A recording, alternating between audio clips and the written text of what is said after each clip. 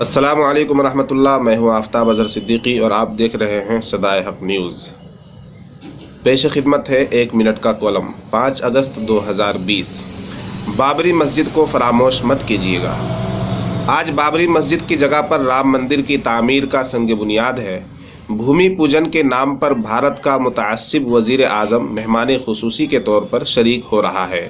گزشتہ چند سالوں میں ہمیں احساس ہوا ہے کہ جب کوئی فرقہ پرست طاقت برسر اقتدار آتی ہے تو ملک سے انصاف کا جنازہ اٹھ جاتا ہے۔ ہمیں یقین ہے کہ سپریم کورٹ نے محض ایک فیصلہ سنایا ہے، لیکن اس ملک کی سب سے بڑی اقلیت کے ساتھ انصاف نہیں ہو سکا۔ انصاف ہوتا بھی کیسے؟ اسی کا شہر، وہی مدعی، وہی منصف۔ ہمیں یقین تھا ہمارا قصور نکلے گا۔ مسجد اللہ کا گھر ہے۔ جب اس کے بندوں کے بازوؤں کا زور ختم ہو جاتا ہے تو پھر وہ اپنے زور کا مظاہرہ کرتا ہے۔ دیکھیے کہ 1992 کو جن شر پسند دہشت گردوں نے بابری مسجد کو شہید کیا تھا، ان میں سے کچھ لوگ تائب ہو کر مسلمان ہو گئے۔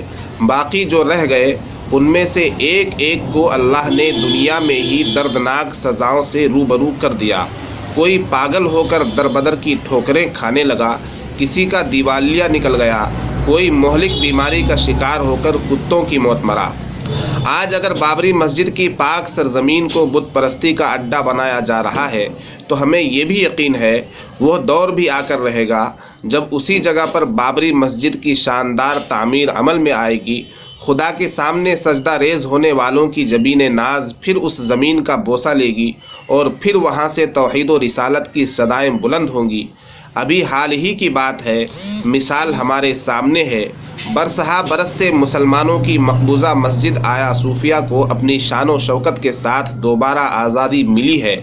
اسلام کے چاہنے والوں نے اس مسجد کو آباد کر کے دنیا کو یہ بتا دیا کہ اسلام کے ماننے والے اپنے اصول سے سمجھوتا نہیں کرتے۔ ہمیں اب صرف اتنا کرنا ہے کہ بابری مسجد کی شہادت ہماری نسلوں کی نسلوں تک کے لیے ان کی زندگی کا سب سے تکلیف دہ واقعہ بن کر ان کے ساتھ رہے۔ بابری مسجد کی تاریخ ہمارے تعلیمی نصاب کا سب سے اہم باب ہو۔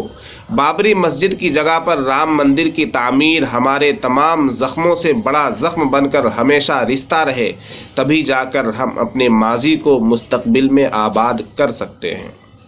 ہمارے چینل صدائے حق نیوز سے جڑے رہنے کے لیے یہاں پر کلک کر کے سبسکرائب کر لیجئے، اس کے بعد گھنٹی کے نشان پر کلک کیجئے اور آل سلیکٹ کر لیجئے تاکہ ہماری آنے والی ہر ویڈیو کی جانکاری آپ کو ٹائم پر مل سکے۔